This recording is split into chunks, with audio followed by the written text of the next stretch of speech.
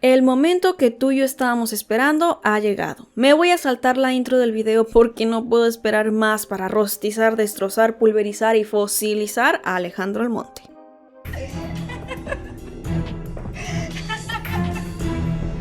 El personaje empieza con el pie izquierdo. Desde su primera aparición se nota de lejos su complejo de inferioridad y ofrece comprarle una hija a Graciela. 5 minutos después de recibir su herencia ya se creía con el derecho de comprar personas y lo hizo en un impulso al sentirse insultado por Graciela.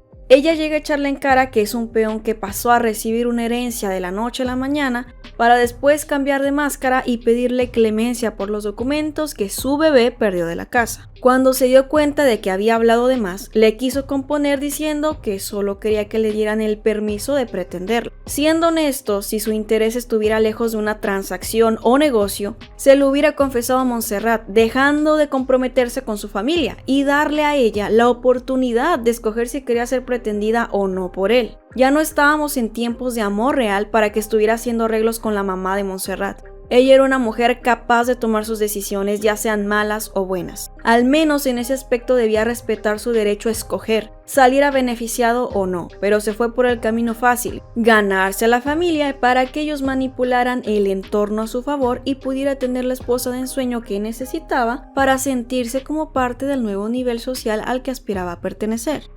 Y si supuestamente no la compró y no hizo nada malo, ¿por qué él y Graciela le ocultaron esto a Montserrat? Ay, es que no quería que ella se sintiera comprometida por el dinero y así. Repito, si de verdad hubiera querido tener una esposa sin dinero de por medio, pudo confesarle lo sucedido, deshacer el trato y dejar de pagar deudas que no eran suyas. Así ella se sentiría con la confianza de aceptarlo o no, independientemente del factor financiero.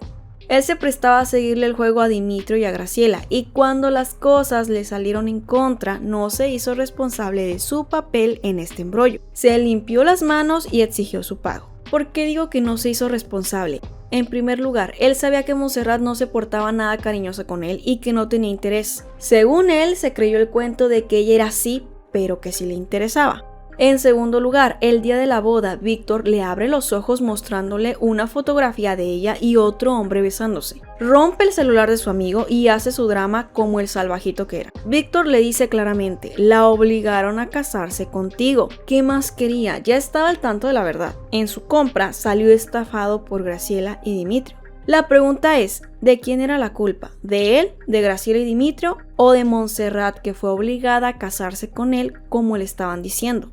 Lo más sencillo y cómodo es seguir engañado y dejar las cosas como quiere que salgan y culpar a Montserrat, llevársela a la fuerza como castigo y obligarla a enamorarse de él, cuando él era el primer culpable por ofrecer dinero por amor de otra persona y debía tener en cuenta el riesgo al que se estaba sometiendo él solo, porque nadie lo obligó. En cualquier negocio o compra te arriesgas a poder ser estafado. No se puso a meditar y evaluar la posibilidad de que a ella también la estuvieran obligando, manipulando o engañando al igual que él. Se centró solo en sus deseos egoístas, percibiéndola como un objeto de su propiedad sin sentimientos, libertad o pensamiento.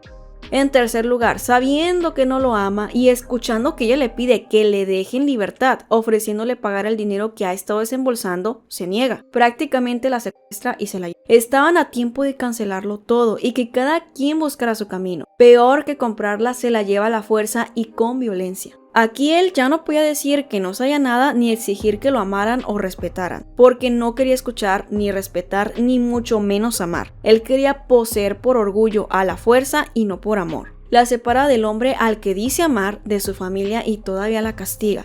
Lo que quiero decir es que desvía la responsabilidad que le pertenecía a él y a los que estuvieron involucrados en este trato hacia la persona que también engañaron. Claro que esto no exime de su responsabilidad a Montserrat. Alejandro se corrompió en parte por el dinero y poder que adquirió con la herencia de Benjamín. Por ejemplo, no invitó a las personas que apreciaba a la boda, alegando que no quería que sufrieran una grosería. Siendo que en realidad, y sin hacernos de la vista gorda, a él le avergonzaban y no quería sufrir groserías y rechazo de parte de las personas de las que se rodeaba su esposa y su familia. En cuarto lugar, cuando le convenía sí la compró y cuando quería mentir para convivir se hacía el mustio. El día de la boda, donde la maltrató físicamente, le dijo que ella se vendió y él la compró. La trae a empujones, cancela la luna de miel, no deja que se contacte con nadie y quiere encerrarla. Todavía se atrevía a pedirle su noche de bodas. ¿Y tu nieve de qué la quieres, rey? Al siguiente día le dice que cumpla con su pago. ¿Qué no oyes o qué? Si te está diciendo que le das asco, que no te ama, que te pagará lo que te deben, que ama a otra persona, etc., ¿por qué no puedes entender un simple no? O aceptar que perdiste y saliste estafado por jugarle al riquillo.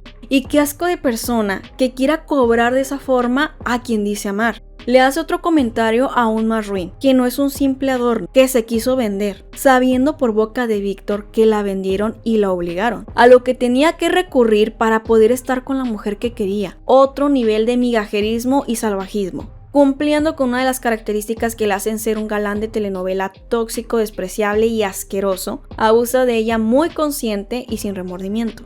¡Es horrible! Me da asco solo verlo.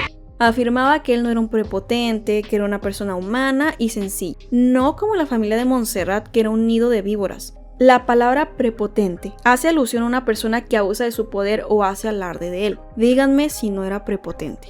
Y gracias a su actitud prepotente y soberbia se ganó como enemigo a Pedro. Él le pide que respete los negocios que tenía con Benjamín y Alejandro lo rechaza más de una vez. Ojo, no digo que estaba obligado o que le dijera que sí, estaba en su derecho de elegir qué hacer con su dinero o qué negocios hacer y qué no. Lo que quiero apuntar es la actitud prepotente con la que le decía que no. Ni siquiera preguntaba de qué negocio se trataba, llegaba a un acuerdo o explicaba el por qué. Porque que yo sepa, él no estaba al tanto de los negocios que Medina tenía.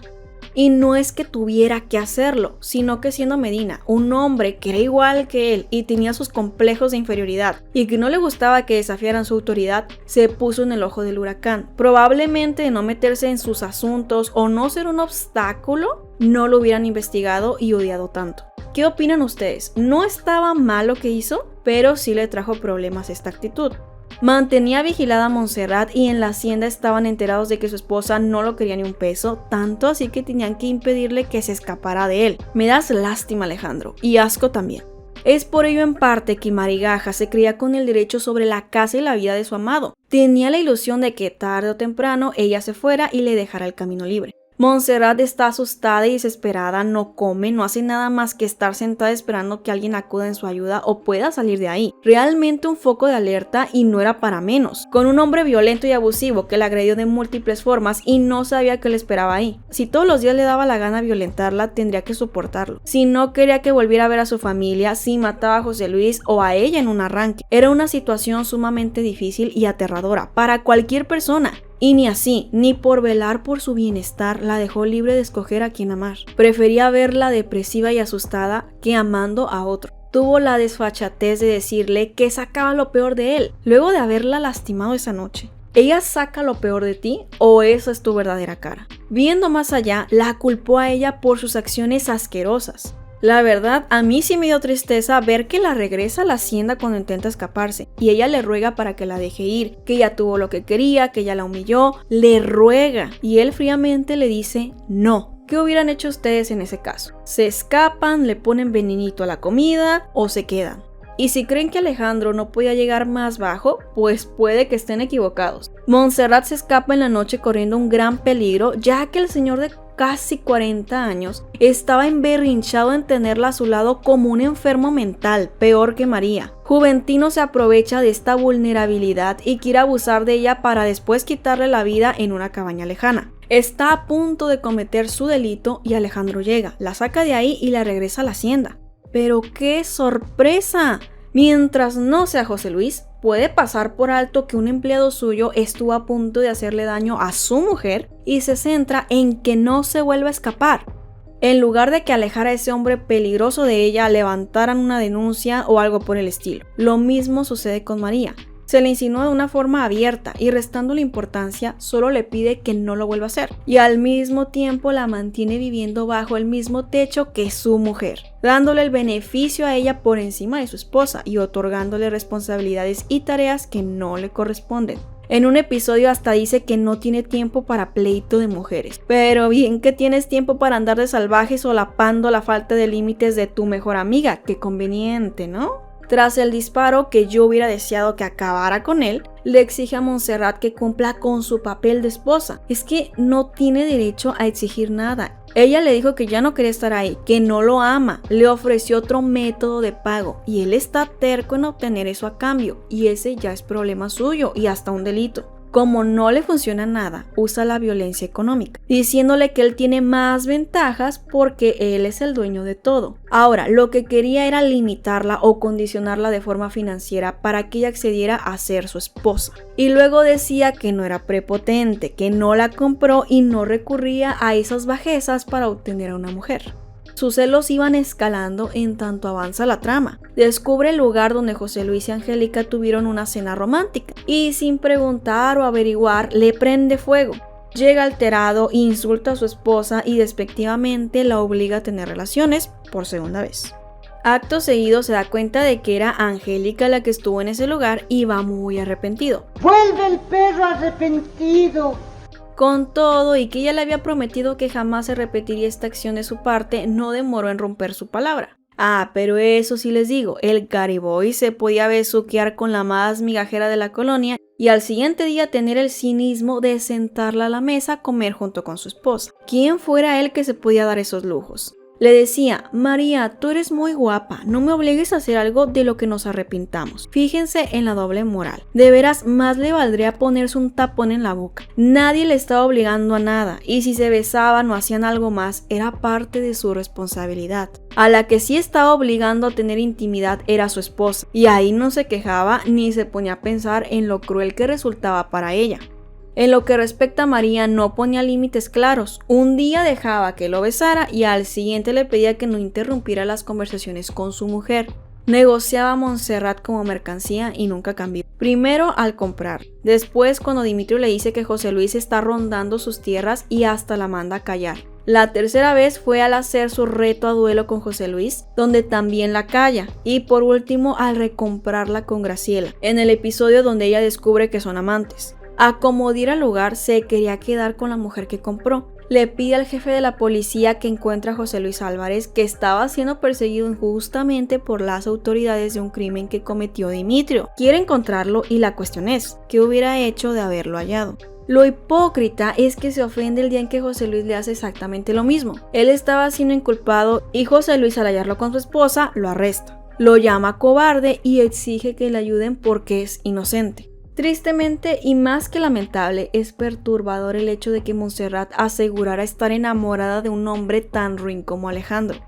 José Luis se va de la hacienda y las cosas parecen pintar mejor para los dos con la llegada de su primer hijo. Debido a la maldad de Pedro, Alejandro se entera de que José Luis y su capataz son la misma persona. Se imagina lo peor, que su esposa lo estuvo engañando y que ese hijo no es suyo, que los dos se burlaron de él. Entendería su dolor si otro fuera el contexto, pero en este caso se aplica el deja de quejarte, no te victimices, utiliza tu cerebro. ¿Cuántas veces su mujer no le dijo que no lo amaba? ¿Cuántas intentó escapar? ¿Cuántas no le dijo que lo odiaba y le daba asco? ¿Y cuántas no le pidió que la dejara libre? Infinidad de ocasiones. ¿Y quién se rehusó y la encerró esperando que lo amara? Él, y solo él. Partiendo de que decidió comprarse una esposa que sabía que no lo amaba desde el primer día de casados, entonces aquí viene el caso que salgas con tus lágrimas, a dar lástima a otra parte, porque aquí no. No quiero decir que no tenía derecho a llorar, expresar su dolor o sentirse mal.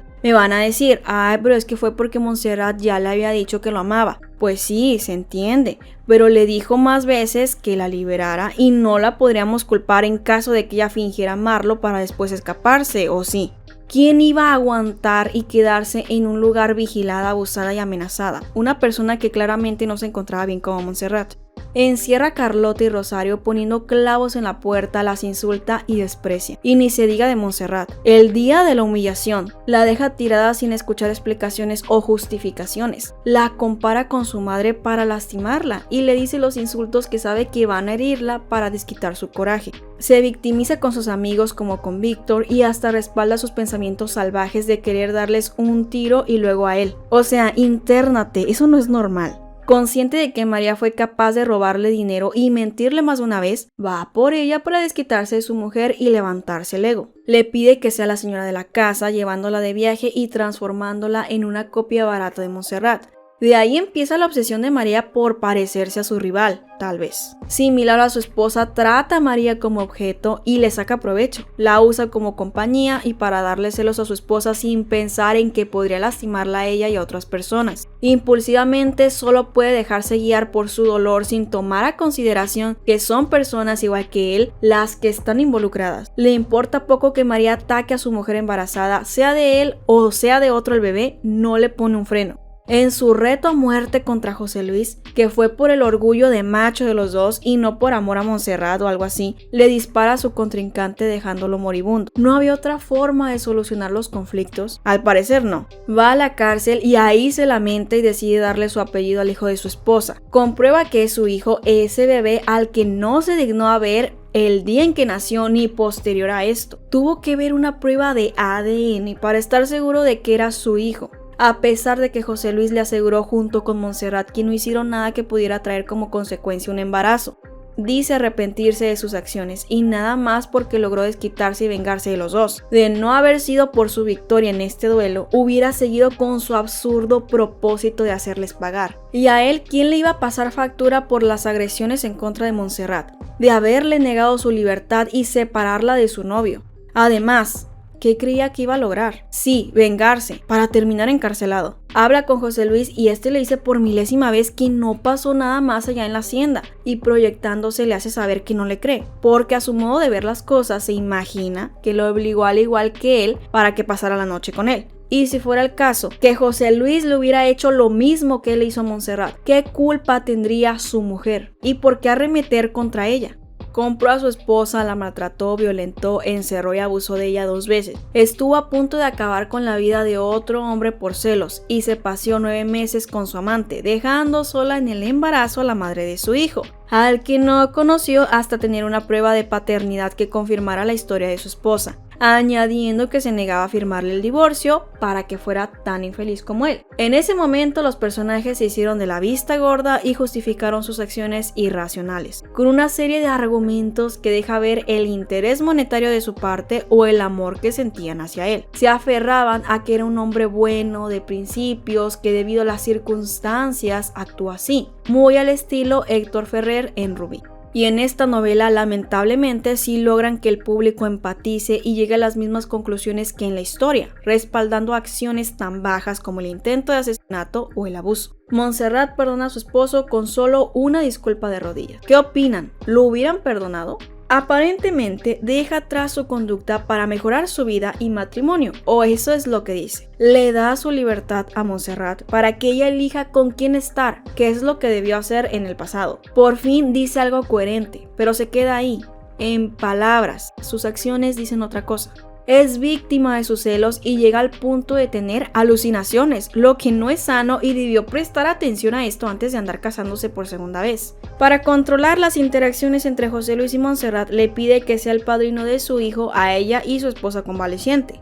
Cabe decir, con una actitud muy negativa y a la defensiva. Imagínense la tensión del ambiente en la que el niño crecería con el padrino y el papá discutiendo por su madre cada que se veían. Otro punto es, se quejaban de que por culpa de José Luis, Montserrat estaba en boca de todo el pueblo, que dañó su reputación. E irónicamente, Alejandro paseándose con el pueblo con otra, retándose a duelo con su ex, dijo más de lo que pudo llegar a ser Montserrat, sin contar que en cada oportunidad gritaba lo distraída de moral que era. En cuestión de días preparan su boda, esta vez deseada, sin darse la oportunidad de convivir más tiempo. Es más, aún no sacaba de su casa a su amante María cuando ya dormía con su esposa en la misma casa. Hizo tanto drama por lo de José Luis y a él no le podían decir nada. En la boda de Esmeralda y Refugio, frente a él, Montserrat se la pasaba celando a José Luis y viéndolo. Y mi amigo el más aferrado no presta mayor atención o aceptación, optando por mantenerla controlada. Llegando el día de la boda, que se ve opacado por un asunto legal que tuvo que ser atendido con urgencia, al ser hallado culpable de delitos graves. José Luis lo arresta con la mayor delicadeza y prudencia que pudo, cumpliendo las órdenes y su papel como teniente. Alejandro empieza a maquinarse ideas, parecido a Montserrat con las novelas que se inventaba a medianoche. Culpa a José Luis, dice que lo está disfrutando, en vez de ver el problema real y presente. Lo están arrestando porque encontraron pruebas suficientes en sus tierras de negocios ilícitos, que lógicamente están ligados a alguien que lo quiere ver hundido. Ya en la cárcel va con su actitud prepotente y muy salsita con los demás reos hasta que le ponen un alto a golpes que lo deja calladito.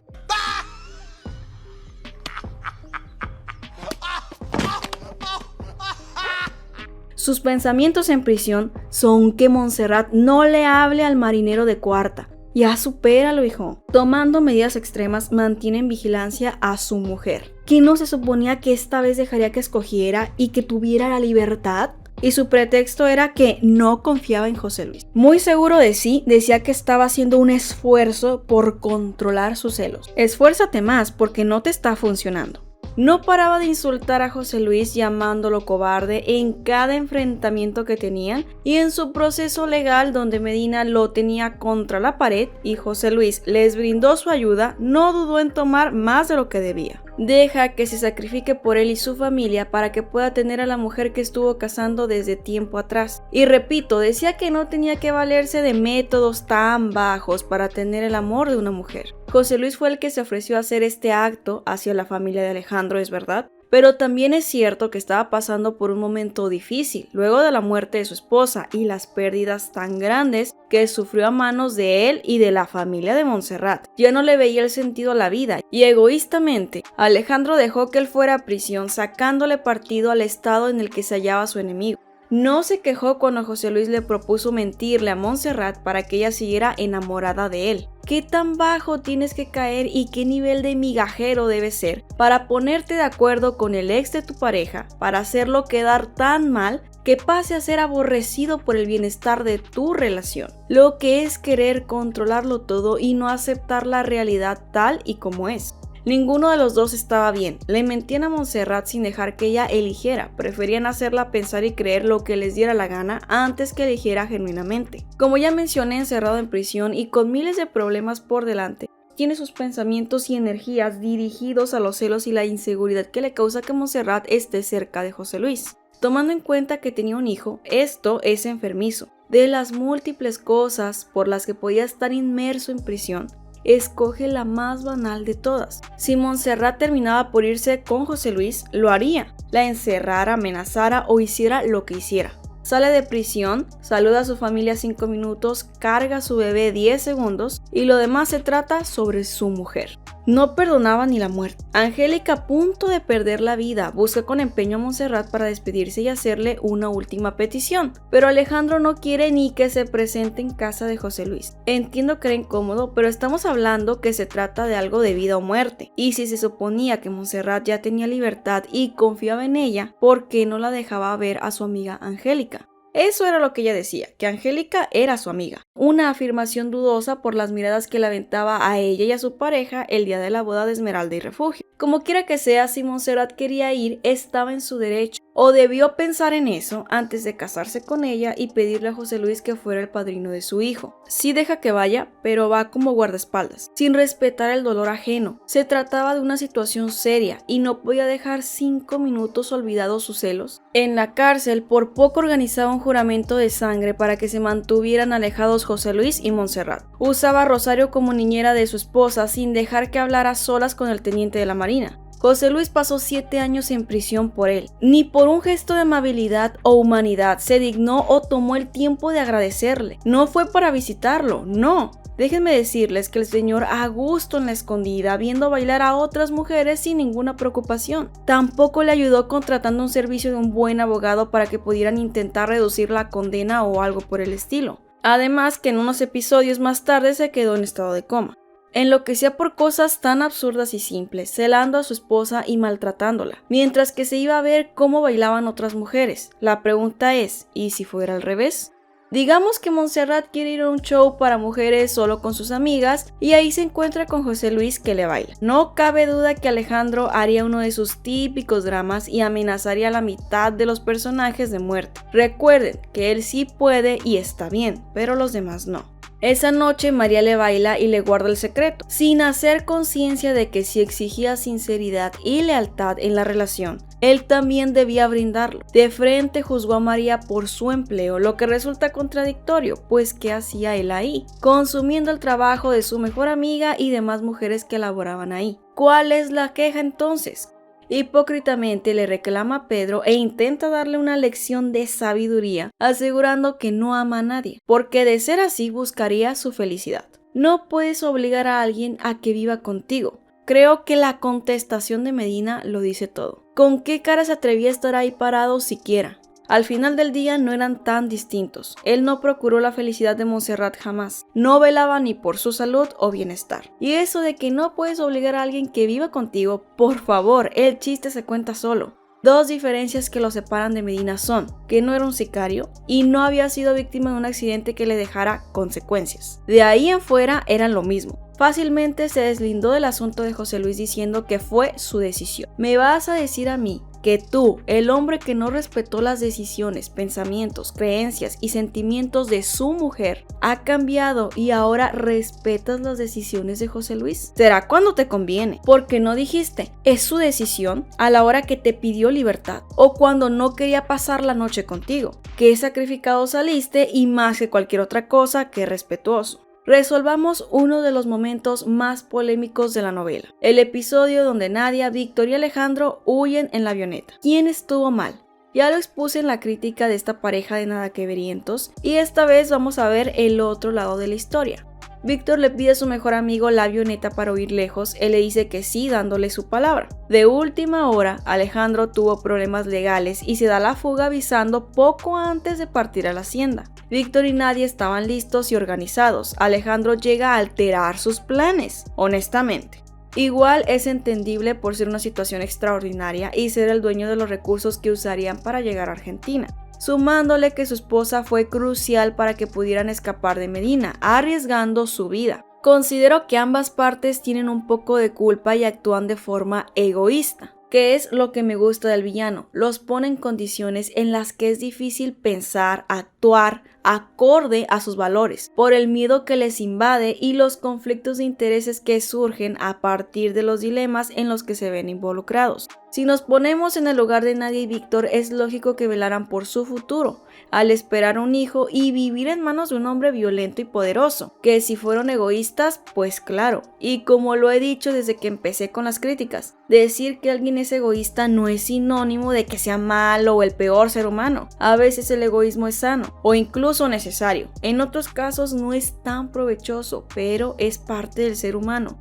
Lo que sí reconozco que fue una decisión inútil por parte de Alejandro fue dejar a su familia en manos de otro, que este es un punto que tocaré más adelante, y que se haya esperado hasta que Ezequiel y sus hombres dispararan como locos a la avioneta para subirse. Si escogió dejarlos en manos de otra persona, corría el riesgo de que se separaran o no llegaran, y arrastró a Nadia y a Víctor a un destino desastroso por demorar tanto. De no haber esperado a que llevaran a su familia, la avioneta no se hubiera estrellado. ¿Por qué lado se inclinan más? ¿De Alejandro o de Nadia y su mascota? Profundizando en particular con el tema del repentino escape del protagonista. No se cansaba de decir y se le llenaba la boca acusando a José Luis de ser un cobarde, que no enfrentaba las cosas, que él lo hubiera hecho desde el principio y no sé qué tanto. Lo suficientemente mustio para meterse en vidas ajenas y ponerse de ejemplo. Y como dicen, por la boca muere el pez. Medina lo inculpa y se pone de salvaje frente al juez para darle la razón a Medina. Y se frustra saliendo de ahí para escapar lejos con su familia. Pues no, que muy valiente, que yo enfrento los problemas, que yo no me escondo.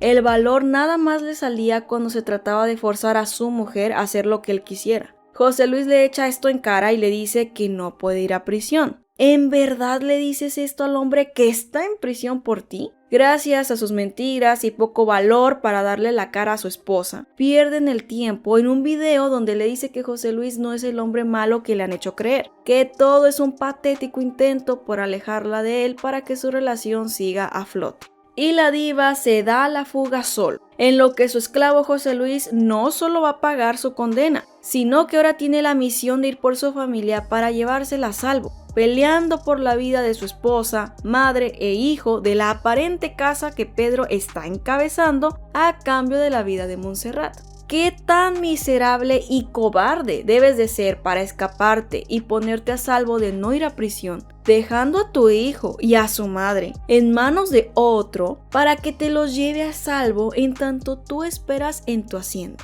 Nunca pensó en la posibilidad de que las cosas acabaran mal. No dimensionó la gravedad. Pedro, un hombre con poder y dinero, estaba pidiendo la cabeza de su esposa y lo que hace es dejarla con José Luis. Entiendo que era un hombre con entrenamiento, un teniente antes de ir a la prisión, pero no era Superman para proteger a su familia. Podían quitarles la vida y se va muy tranquilo a la hacienda. Yo sé que no era Medina quien estaba detrás de esto, era María. Lo importante aquí es que Alejandro creía que se trataba de un enemigo más poderoso que María. De haber querido Pedro, sí terminaba por quitarle la vida a Montserrat. Si estuvo a punto de lograrlo María sola, imagínense que sus hombres recibieran la orden de desaparecerla de un día para otro. Solo a él se le ocurría esconderse cuando su familia estaba siendo amenazada gravemente. Evidentemente, en su mente es de cobardes vivir en una hacienda bajo un nombre falso, que abandonar a tu hijo y esposa para huir a Argentina y no volver a la cárcel. Adentrémonos al declive de Alejandro. Parece increíble que pudiera caer más bajo. La avioneta se estrella, Nadia queda ciega y él en mal estado. Graciela lo engañó dándole la noticia de que Montserrat falleció. Queda en coma 7 años. La mejor parte de la novela. Es tan miserable que su mejor amigo lo quería desconectar. Y lamento que no lo haya hecho. No muestra signos de mejorar en este largo periodo. El egoísmo de Nadia y Víctor no les permite avisarle a mamá Rosario del estado de su hijo o indagar lo sucedido con Laurito. Lo perturbador es que Alejandro manifiesta signos vitales justo en el momento en que José Luis y Montserrat se reencuentran. Era tanta su obsesión que inconscientemente movía las manos para no dejar que otro hombre se quedara con su mujer. No es cierto, pero sí parece. Y esto es más creíble que el que haya despertado en ese estado físico después de años en coma y que haya tenido las fuerzas de correr de un segundo a otro. Yo creo que ni yo cuando me despierto en una mañana tengo esas energías de correr tan lejos. Desesperado según él por encontrar a su hijo, regresa a Agua Azul. Casi se desmaya del coraje viendo a su esposa casándose con otro, el mismísimo José Luis Álvarez. Y es extraño que esta vez no haya dicho como en el pasado, es su decisión. O, si amo a Montserrat, velaré por su bienestar, no puedo obligarla a vivir conmigo. Descaradamente dice que José Luis le ha robado su vida. ¿Cómo pudo hacerle eso? Quiere que Josefina impida la boda enviando una carta amenazante para Montserrat de que se escape con él, sin pensar en que han pasado 7 años, no 7 minutos como parecía en la novela, que ella tenía el derecho de rehacer su vida como quisiera. Claro que podían hablar, pero ¿por qué empañar su felicidad el día de la boda con otro? ¿A qué la iba a arrastrar? ¿A una vida lejos de su familia y amigos, escondiéndose de todos por problemas legales? Y estaba resuelto a robársela, aun si ella ya no quería irse con él. Vuelve a caer en lo mismo que desde su primer matrimonio. ¿Cómo le pasaba por la mente tanta tontería? Se iba a robar a Montserrat y a su hijo para encerrarlos al estilo Medina con Nadia y Victoria. ¿Y luego qué? ¿De qué iban a vivir? ¿De Josefina como acostumbraban la mitad de los personajes? ¿Qué vida le esperaba a Laurito? Rápido se olvidó de que a José Luis también le debían respeto y agradecimiento por los favores que le pidió una y otra vez. Esperaba que en 7 años la gente pausara su vida porque él estuvo dormido.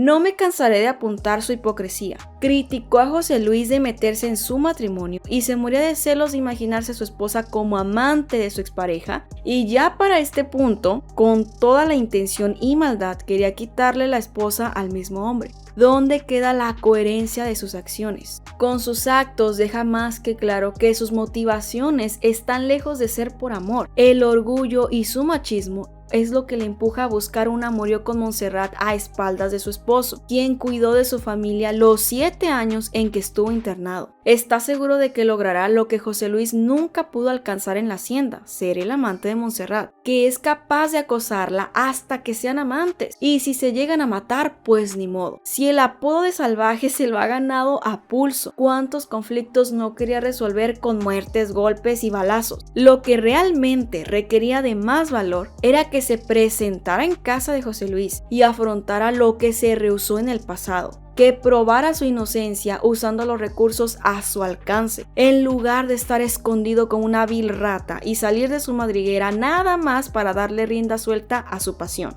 Y eso que no fue a prisión, porque si no, no quisiera imaginarme el nivel de deseo que lo hubiera invadido tras 7 años de encerrado. En sus planes, alguien podría atreverse a meter las manos al fuego por Alejandro y asegurar que estaba viendo por el bienestar de Montserrat y su hijo. Difícilmente. Sus actos o los planes que tiene a futuro son impulsivos, llenos de pulsiones y egoístas a un nivel peligroso. La urgencia de Alejandro es verse a solas con Montserrat para marcar territorio y pasar la noche con ella. Rosario arregla un encuentro entre su nuera y la bestia que tenía por hijo. Le explica lo sucedido y acto seguido le pide que se vean en un hotel, que le reafirme la imagen que tiene de ella desde la posesión, si sigue siendo su mujer. Y la frase de mi mujer no se la podía sacar de la boca. Montserrat cae en el chantaje más vil. Le pide una prueba de su amor, citándola por la noche. Se dan cuenta que antes de pedirle conocer a su hijo, le pedía una noche a su Montserrat. Si bien la idea de que ella lo haya perdonado y no respetado su segundo matrimonio, viéndose con Alejandro a escondidas, no me agradó, hay que admitir que ella decía amarlo a él. Su matrimonio con José Luis estaba basado en la ausencia de Alejandro, y fuera una buena o mala relación la que ellos tenían, estaba en su libertad de elegir con quién casarse o permanecer. Eso no se discute. Lo que queda en tela de juicio es que Alejandro, especialmente él, no haya dado la cara, que se escondiera, le hiciera la maldad a José Luis, que sea como sea les brindó una mano algún día. Y digo maldad porque él mismo reconocía que disfrutaba ser el amante de Montserrat, que se quería dar ese gusto. Y en el pasado justificaba sus bajezas con el argumento de que José Luis era un cobarde. Casi los mataba por haberle ocultado cosas y pensar que le fueron infiel. Pero al estar del otro lado lo hace con la intención de dañar y lastimar para satisfacer sus deseos ególatras. No tenía dinero y estaba de incógnito en el pueblo, pero estaba más que puesto y financiado por Josefina para citar a Montserrat en las noches por días seguidos. Una cosa es que le ayudara a recuperar su vida y otra que fuera la patrocinadora de sus porquerías. La naturaleza de Alejandro es ser salvajemente egoísta y desinteresado en otros, incapaz de amar. Están a punto de escapar y abandonar a José Luis y se da cuenta de que su esposa está embarazada de otro. En un arranque de celos le pide que interrumpa el embarazo. Quiero dejar claro que esto no se trata de ser pro vida o pro aborto. Es una cuestión muy aparte. Lo debatible de este dilema es que Alejandro le pide esto por celos, por su egoísmo, sin tomarla en cuenta a ella, que era la madre. Prácticamente le ordena, o más bien la manipula, con si te quieres ir conmigo debes deshacerte del bebé, o peor aún, si tienes ese bebé es porque lo amas. Una gran diferencia con la reacción que tuvo en la hacienda al saber que pudo quedar embarazada de otro hombre al que creía ruin. No hay que ignorar que prefería ser un fugitivo buscado sin nada que ofrecerle a su familia, y no hablo únicamente de lo económico, en cualquier sentido, traer a su hijo a una vida complicada y llena de sufrimiento porque él no quiere ir a prisión o luchar por limpiar su imagen. La llegada de ese bebé lo altera tanto que cancela sus planes, pelea con Montserrat y deja ver la calidad de persona que era. puesto que ni ella estaba de acuerdo con su solicitud y estaba por milésima vez en su derecho a elegir libremente, cosa que él no quería. Su razón para que ella tome estas medidas es que no puede soportar que tenga un hijo de otro hombre que no sea él, es decir, celos, posesión, inseguridad. Al ser desafiado por su mujer, toma la iniciativa de lastimarla por no hacerle caso. Accede a pasar la noche con María, una persona inestable y peligrosa. A los días lo piensa mejor y cancela, como si se tratara de un tema cualquiera. María en su locura los delata y le dice a José Luis dónde encontrarlos, poniendo en peligro al par de infieles.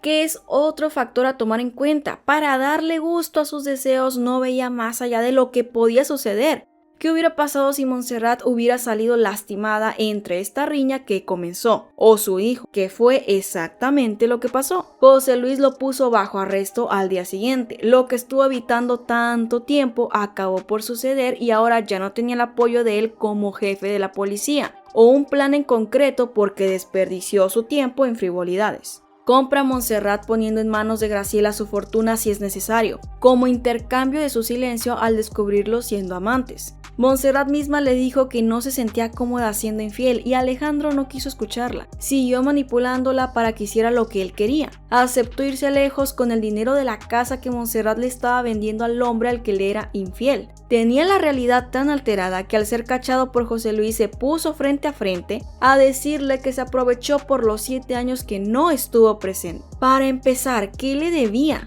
¿Que no él mismo se aprovechó de este tiempo a escondidas de José Luis? Y lo más cínico, ¿cómo tenía las agallas de afirmar que él fue el que sacó partido cuando pasó 7 años en una prisión para que él y su familia tuvieran un futuro? Vaya forma de sacar partido, un genio José Luis Álvarez, que lo planeó todo desde prisión, siendo que él sí planeó ser el amante, el hombre proyectado. Con sus aires de grandeza y percepción distorsionada, se hacía el digno diciéndole a José Luis: qué pena que sigas siendo el mismo cobarde. Lo llamaba manipulador y no digo que no fuera cobarde o manipulador, pero creo que Alejandro era el menos indicado para insultarlo o usar específicamente esos dos insultos que lo describían más a él.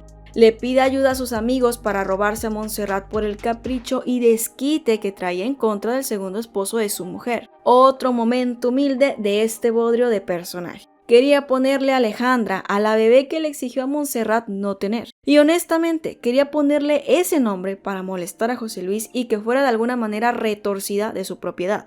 Su descaro no tenía límites. Creo que fue la nacada más cínica que dijo en la novela. Le arruinó el nacimiento de su hija José Luis. De ahí en adelante comienzan a culpar por la mínima cosa que sucediera a José Luis, del secuestro de Rosario, de vandalismo y de ser cómplice de Pedro. Eso sí, parecía sospechoso, pero llega a ser molesto que ya para cualquier desgracia lo señalaran a él o hasta lo golpearan. Una vez que demuestra que no estuvo aliado con Pedro, hasta lo invitan a comer a la mesa. ¿Esperaban que él pudiera actuar como si nada hubiera pasado? Bueno, no los culpo, a José Luis le gustaban las migajas. Alejandro y Montserrat toman una de las decisiones más negligentes. Pedro Medina estaba obsesionado con hacerles daño y acababa de liberar a Rosario, y se les ocurre la fabulosa idea de irse de vacaciones dejando a los niños, algo que no es extraño. Alejandro y Montserrat estaban más pendientes de su vida en pareja que de sus hijos. Para cerrar con broche de oro esta crítica, Pedro le revela la identidad del alacrán a Montserrat, quien no puede hacer nada sin antes tener la autorización y permiso de Alejandro. Ambos deciden decírselo a Dimitrio. Sí, como para complicar las cosas de más. Creen que es una lección eficaz decirle que Adolfo es el alacrán sabiendo que Dimitrio quiere acabar con la vida de ese delincuente. Y no lo digo porque tuvieran que solapar a Adolfo, pero ese momento era el peor que podían escoger. Había más personas que resultarían afectadas como Nadia y Josefina. Como es su costumbre, ellos nada más ven por sí mismos y los suyos, en este caso Dimitrio. Se hacen los sorprendidos de su reacción y lo siguen para evitar una desgracia, la misma que ellos pudieron evitar si en lugar de decirle a Dimitrio le daban el aviso a Josefina, Nadia y las autoridades, y sí, a Dimitrio, para que pudiera saber la verdad, no para que tomara venganza y se pusiera en riesgo innecesariamente a él y a otros. Mi rencor hacia Alejandro ha llegado tan lejos que tengo la teoría de que se atravesó en la bala que iba dirigida a José Luis solo para hacerse el muerto y no batallar, esperando que él le salvara a su hijo. Hablemos de la inutilidad del personaje, es decir, José Luis lo tuvo que salvar una y otra vez porque no daba ni una. Lo salvó de una bala mortal, del jefe de la policía, intentó salvar a su familia el día que huyó como el cobarde que era, y al final tuvo que ser él quien sacara a Montserrat de la prisión que Medina diseñó en sus juegos macabros. Para rematar ya de plano, hasta su hijo salvó y a la pequeña Alejandra. La única vez que José Luis no iba con él fue el día del accidente de avión donde se quedó en coma. Como dicen, hierba mala nunca muere. Y es el caso de nuestro querido peón mugriento, como diría mi íntima Grace.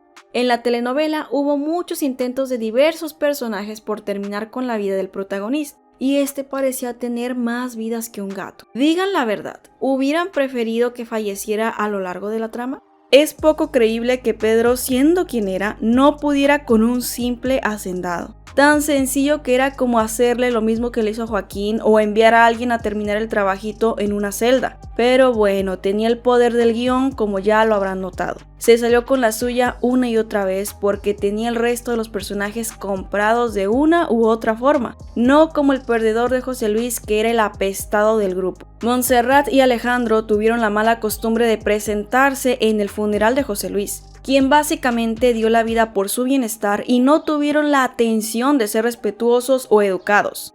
Montserrat parece que iba a una fiesta, porque hasta la estética fue a que la maquillaran, peinaran, estrenó vestidito para verse muy nice en las fotos, y no como en la boda de Esmeralda y Refugio, que todos pensamos que le explotó el boiler.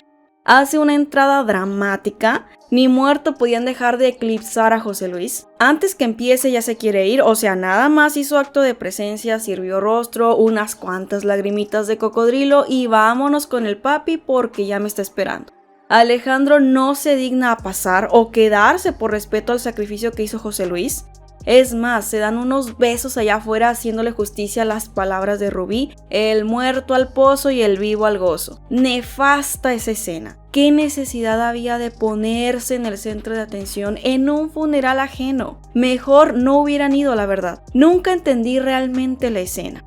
Muy a mi pesar, repasemos las facetas positivas de este pedazo de basura. Dejando de lado que se la pasaba alzándose el cuello con virtudes que no lo describían, en uno que otro episodio aceptó cometer errores o no ser perfecto. Al menos estaba consciente una parte de él lo horrible que podía llegar a ser. En su fase de enamoramiento con Montserrat, tiene algunas atenciones que son dignas de admirar, como cuidar de su familia, no escatimar en gastos y soportar los desplantes de Graciela y Dimitrio. No era un personaje que reflejara actitudes clasistas o maltratara a sus empleados como en otras historias. Se mantuvo firme y peleó por lo que creía, por ejemplo, al negarse a entablar negocios con Medina. Fue hospitalario con su prima, la que no conocía, Fabiola, ni la corrió de forma grosera a pesar de los insultos que le decía a su madre Rosario o a su esposa Montserrat. Quiera que no, trabajó desde muy temprana edad y sabía cómo ganarse el dinero, en comparación con otras mascotas. ¿Qué otra característica pueden destacar de Alejandro Almonte? Sintetizando la crítica, Alejandro era el verdadero cobarde, lo demostró en más de una vez y en diferentes ámbitos. Montserrat y Alejandro son la típica pareja de enamorados que solo piensan y viven para satisfacerse ellos mismos, y no están juntos por amor, sino por egoísmo, que no temen lastimar a otros con sus acciones, en tanto ellos estén bien o lo crean correcto, y tampoco afrontan las consecuencias de sus actos, buscan justificaciones, salidas fáciles o soluciones que les permitan seguir rigiéndose por el principio de placer. Las novelas tienen fama de ser tóxicas, un tanto irreales y hasta machistas, pero con esta historia se volaron la barda. ¿Por qué será que Sebastián Rulli tiende a hacer papeles de protagonistas tan polémicos y zafados? Primero en Rubí, luego Teresa, Lo que la vida me robó y hasta en 3 veces Ana, y muchas más. Ahora, imagínense en un cuarto con alguno de estos personajes, ¿a quién escogen? Yo me quedo con Arturo, ni de broma aguantaría a Alejandro. Es una de las historias donde no triunfa un amor sano y es más bien una relación corrosiva que se mantiene por el poder del guión y que a conveniencia de los protagonistas deben estar juntos, romantizando acciones tan bajas como las que ya expuse, sin cuestionarse y disfrazándose de amor. Lo interesante es que aunque parezca obvio para algunos que el protagonista no es un ejemplo a seguir o el amor que plantea la novela no es ideal, muchas otras personas se dejan engañar, así como sucede con Teresa, creyendo que las secciones están respaldadas porque son románticas, son válidas porque se aman, cuando pueden ponerse en discusión y hasta condenarse la mayoría de sus actos. Estamos hablando que un hombre de alrededor de unos 30 y algo de años de edad compró a una mujer de apenas 19 años. Los cálculos de la edad son un aproximado, ya que en un episodio mencionan que tiene 30 años o pasado de los 30. Además que su madre pasó 30 años en prisión y lo dio a luz ahí. Él no era un jovencito que se dejó llevar por su inmadurez o inexperiencia en la vida. Era un adulto maduro que elegía mantener a la fuerza a una jovencita de la que estaba enamorado, que abusó de ella y lo que ella dije. Y a lo mejor no parece tan descabellado en la novela, sin embargo, cambien de actor y verán cómo dejan de romantizarlo. Me conformo con que le hubieran cambiado el color de la camisa al actor por lo menos. Cada episodio tenía el mismo color azul o con variaciones en su tonalidad. Hay que reconocer que esas actitudes eran focos de alerta. No es sano que una persona tenga alucinaciones por celos, recurra a este tipo de comportamientos peligrosos para él y los demás, solo para proteger su relación, que engañe, manipule, compre o sabotee a otros para no perder a su pareja. No es una conducta que beneficie a nadie.